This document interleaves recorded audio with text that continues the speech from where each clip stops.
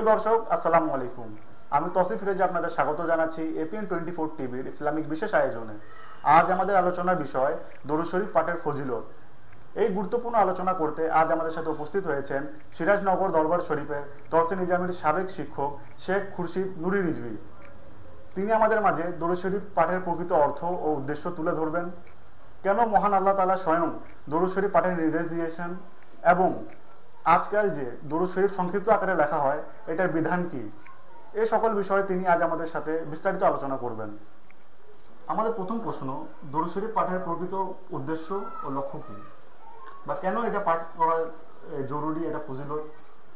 আচ্ছা, আপনাকে অনেক অনেক ধন্যবাদ সুন্দর একটি প্রশ্ন করার জন্য, কেননা আপনার এই প্রশ্নের মাধ্যমে অনেকে অনেক কিছু শিখতে পারবে। তো আসলে দরুদ শরীফ পড়ার গুরুত্ব এবং ফজিলতটা আপনি এখান থেকে বুঝে নেন। আমরা নামাজ পড়ি, সালাত আদায় করি, ফরজ সালাত হোক, ওয়াজিব হোক, সুন্নাত হোক, নফল হোক, একাকী হোক অথবা জামাতে। আমরা সালাত আদায় করার সময় সালাতের মধ্যে তাশাহুদ পড়ি, সালাতের মধ্যে দরুদ শরীফ পড়ি। এই দরুদকে আমরা অনেকে দরুদ ইব্রাহিমই বলে থাকি। এখন এই যে দরুদ শরীফ আমরা সালাতে আদায় করি, যদি সালাতের মধ্যে গুরুত্বপূর্ণ বিষয় দরুদ না হতো, নবীর প্রতি সালাম না হতো, তাহলে তাশাহুদের মধ্যে আইয়ুহান নবী সালামু আলাইকা রাখা হতো না। এবং দরুদ শরীফ যেটা আমরা পাঠ করছি নামাজের ভিতরে, আল্লাহুম্মা সাল্লি আলা মুহাম্মাদ ওয়া আলা আলি মুহাম্মাদ কামা সাল্লাইতা আলা ইব্রাহিম ওয়া আলা আলি ইব্রাহিম ইন্নাকা হামিদুম মাজিদ, আল্লাহুম্মা বারিক আলা মুহাম্মাদ ওয়া আলা আলি মুহাম্মাদ কামা বারাকতা আলা ইব্রাহিম ওয়া আলা আলি ইব্রাহিম ইন্নাকা হামিদুম মাজিদ। এই যে আমরা দরুদ শরীফ পড়ছি, আপনি এতটুকু প্রশ্নটা এখান থেকে বুঝে নেন যে কিয়ামতের দিন সর্বপ্রথম আল্লাহ সুবহানাহু ওয়া তাআলা তার নিজের অধিকার সম্পর্কে বান্দার কাছে যে প্রশ্নটা করবেন সেটা হচ্ছে সালাত সম্পর্কে। আর সালাত শুধু আপনার একটা শব্দ না, এটা একটা প্যাকেজের নাম। একেবারে শুরু থেকে তাকবীরে তাহরিমা থেকে শুরু করে সালাম, আপনি যে আমরা সালাম ফিরিয়ে যে সালাত আদায় করে সালাতটা শেষ করি, এই পুরো প্যাকেজের মধ্যে আপনি দেখেন একবারে তাকবীরে তাহরিমা থেকে নিয়ে সালাম শেষ করার আগ পর্যন্ত এর মাঝেই দরুদ শরীফটা আল্লাহ রেখেছেন। ইবাদতটা খালেস আল্লাহর জন্য, আপনার সালাত আদায় করাটা খালেস আল্লাহর জন্য। সালাত যে আমরা আদায় করছি, নামাজ যে আমরা পড়ছি, খালেস আল্লাহর জন্য। তবে এর মধ্যে আল্লাহর নবীর মুহাব্বত, আল্লাহ নবীর প্রতি তাজিম স্বয়ং আল্লাহ সুবহানাহু ওয়া তাআলা নির্ধারণ করেছেন। এই জন্য যে কোনো সালাত আপনি পড়বেন সেই সালাতের মধ্যে দরুদও আছে, নবীর সালাম তাশাহুদের মধ্যে আছে। এখন দরুদ সালামের ফজিলতের মধ্যে একটা ফজিলত শুনে নেন, সেটা হচ্ছে দরুদ শরীফ পাঠ করলে একটা বান্দা সে গুনাহমুক্ত হয়। একটা বান্দার স্ট্যাটাস, তার সম্মান মর্যাদা এটা বৃদ্ধি পায়। একজন বান্দা সে বরকত অর্জন করে, অর্থাৎ আল্লাহর রহমত অর্জনের জন্য, বরকত অর্জনের জন্য, প্রশান্তি অর্জনের জন্য, নিজের জীবনকে দুনিয়াতে এবং আখিরাতে প্রশান্তময় করার জন্য দরুদ এবং সালাম এটা পাঠ করা, এটা অনেক বরকতের এবং গুরুত্বের। আর ফজিলতের ব্যাপারে যেটা আপনি বললেন যে বরকতের, আপনি এতটুকু দিয়ে বুঝে নেন যে দরুদ এবং সালামকে আল্লাহ সুবহানাহু ওয়া তাআলা নামাজের অংশ করেছেন। আশা করি বিষয়টা আপনি বুঝেছেন। আমাদের দ্বিতীয় প্রশ্ন, মহান আল্লাহ তাআলা কেন দরুদ শরীফ পাঠের নির্দেশ দিয়েছেন? দরুদ শরীফ পাঠ মূলত এটা রাসূল করিম সাল্লাল্লাহু আলাইহি ওয়াসাল্লামের প্রতি মুহাব্বতের বহিঃপ্রকাশ এবং রাসূল করিম সাল্লাল্লাহু আলাইহি ওয়াসাল্লামের প্রতি রেসপেক্ট।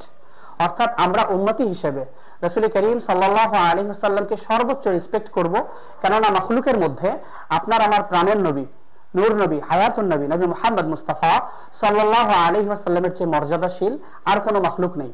তো হুজুর সাল্লাল্লাহু আলাইহি ওয়াসাল্লামের দরুদ এবং সালামকে এই জন্য আল্লাহ সুবহানাহু ওয়া তাআলা আমাদের নির্দেশ দিলেন, যাতে আমরা সালাতের মধ্যে এবং সালাতের বাইরে যখন এই দরুদ এবং সালাম আদায় করব তখন আমাদের মুহাব্বতটা রাসূলের প্রতি বাড়বে, আমাদের ভালোবাসাটা রাসূলের প্রতি বাড়বে।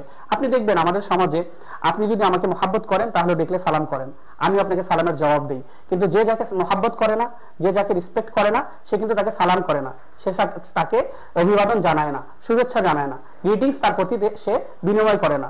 তো আমাদের উম্মতে মুহাম্মাদি আল্লাহ তাআলার তাওহীদ মানার সাথে সাথে রাসূল করিম সাল্লাল্লাহু আলাইহি ওয়াসাল্লামের মুহাব্বত এটা যে আমাদের প্রতি ফরজ, এই দরুদ শরীফ তার বহিঃপ্রকাশের একটি মাধ্যম। আমাদের তৃতীয় এবং সর্বশেষ প্রশ্ন, আজকাল বিভিন্ন জায়গায় দরুদ শরীফকে সংক্ষিপ্ত আকারে লেখা হয়, এটা কি ইসলামে এটা কি বৈধ? আসলে আপনার বিষয়টা আমি আরেকটু ক্লিয়ার করে দিই আপনার সাথে অ্যাড করে। সেটা হচ্ছে দরুদ শরীফ সংক্ষিপ্ত লেখা বলতে সাল্লাল্লাহু আলাইহি ওয়াসাল্লাম এটাকে শর্ট করে অনেকে দন্ত শয়কার সা দিয়ে বিসর্গ চিহ্ন দিয়ে দেয়, অথবা অনেকে শুধু সাদ লাম মিম দিয়ে দেয়। তো আসলে এর ব্যাপারে বিধান রয়েছে বিশেষ করে 1400 শতাব্দীর মহান মুজাদ্দিদ, যিনি প্রায় 1 সহস্র গ্রন্থ রচনা করেছেন, যার উপরে পৃথিবীতে বহু ইউনিভার্সিটিতে পিএইচডি হয়েছে। ইভেন আমাদের বাংলাদেশে আপনার ঢাকা ইউনিভার্সিটিতে ওনার কবিতার উপরে, শের ও শায়েরির উপরে পিএইচডি করা হয়েছে। আমার ওস্তাদে মুহতারাম ডক্টর নাসিরউদ্দিন নাইমি, তিনি পিএইচডি করেছেন ওনার লেখনের উপরে, ওনার কবিতার উপরে, ওনার নাতে রসুলের উপরে। তো তিনি হচ্ছেন ইমাম আহমদ রেজা খান ফাজিলে বেরেলভী রহমাতুল্লাহি আলাইহি। আমরা খুব সংক্ষেপে আমাদের সমাজে আমরা জানি আলা হযরত বললে আমরা ওনাকে চিনি। তো আলা হযরত রহমাতুল্লাহি আলাইহি অনেক বিজ্ঞ একজন ফকিহ ছিলেন, অনেক বিজ্ঞ একজন ইসলামী আইনজ্ঞ ছিলেন। তো উনি ওনার জায়গা থেকে অ্যানালাইসিস করে অন্যান্য যারা আমাদের ইসলামের বিধান দিয়েছেন, এমন যারা মুফতি ছিলেন, মুহাক্কিক ছিলেন, বড় বড় মুদাক্কিক ছিলেন, বড় বড় আলেম ওলামা ছিলেন, স্কলার, তাদের গ্রন্থাদি থেকে সার নির্দেশ যেটা দিয়েছেন যে রাসূল করিম সাল্লাল্লাহু আলাইহি ওয়াসাল্লামের শান খাটো হয় এমন কোনো কাজ আমাদের করা যাবে না, আমাদের জন্য বৈধ নয়। তো রাসূল করিম সাল্লাল্লাহু আলাইহি ওয়াসাল্লামের দরুদ শরীফটাকে যদি সংক্ষিপ্ত লেখা হয়, এটা অনুচিত এবং অবৈধ। এটা ওলামা একরামের সিদ্ধান্ত। এটা ওলামা একরাম এই জন্য বলছেন যাতে দরুদ শরীফের প্রতি সম্মানটা থাকে এবং দরুদ শরীফটাকে পুরোপুরি প্রকাশ করা হয়। আজ আমরা দেখি বিভিন্ন সময়, বিশেষ করে সামনে নির্বাচন আসবে বা অন্য কোনো সময় দেখবেন অনেক সময় আমরা রসুলের নাম লিখতে গিয়ে দরুদ শরীফে সংক্ষেপে লিখবে। অনেক জায়গায় ওয়াজ মাহফিলে লেখা হয়, সিরাতুন নবী মাহফিলে লেখা হয়, তাফসিরুল কোরআন মাহফিলে লেখা হয়, অনেক জায়গায় মিলাদুন নবীর মাহফিলেও লেখা হয়। তো যারা এই কাজটা করছেন তাদেরকে আমি আমার পরামর্শ দেব যে আপনি একজন বিজ্ঞ আলেমের সাথে যোগাযোগ করবেন এবং এই ব্যাপারে শরীয়তের বিধান কি শুনে নিয়ে, যেহেতু আপনি পুরো নামটাই রসুলের দিতে পারছেন, এত পোস্টার ব্যাপী আপনি কয়েকশো নাম দিতে পারেন, সেই জায়গায় দরুদ শরীফটা, আর এখন তো কম্পিউটারের যুগ, আপনি একটা ক্লিক করলেই দরুদ শরীফ ওখানে পেস্ট করা সম্ভব। সেখানে আপনি কেন সংক্ষিপ্ত করবেন? রাসূল করিম সাল্লাল্লাহু আলাইহি ওয়াসাল্লামের শান সংক্ষিপ্ত করার জন্য তো উম্মতে মুহাম্মাদি দুনিয়াতে আসে নাই, আমরা তো রসুলের শানকে তুলে ধরার জন্য এসেছি। আল্লাহ তাআলা আমাদেরকে এই বিষয়ে আমল করার তৌফিক দিক। আমার যে ভাইরা বুঝে না, বিজ্ঞ আলেমদের সাথে তারা রুজু করবে, দেখা করবে, পরামর্শ করবে, ওনারা ইনশাআল্লাহ এই বিষয়ে বুঝিয়ে দেবেন যে শরীয়তে এই বিষয়টা বৈধ নয়। রসুলের নাম সংক্ষেপে, রসুলের নাম অথবা রসুলের দরুদ এবং সালাম এটা সংক্ষেপে লেখা যায় না। আশা করি উত্তরটা পেয়েছেন। ধন্যবাদ মুফতি শেখ খুরশিদ নুরি হুজুরকে। তিনি অনেক সুন্দরভাবে দরুদ শরীফ পাঠের ফজিলত এবং মহান আল্লাহ তাআলা কেন এটি পাঠের নির্দেশ দিয়েছেন ও বর্তমান সময়ে যে দরুদ শরীফ নিয়ে অবমাননা হচ্ছে বা অনেকে না জেনে এই ভুলটি করে ফেলছে, এটা নিয়ে তিনি পুঙ্খানুপুঙ্খ আলোচনা করেছেন। প্রিয় দর্শক, আজ এই পর্যন্তই। আগামীতে দেখা হবে আরেক ইসলামিক অনুষ্ঠানে। আসসালামু আলাইকুম।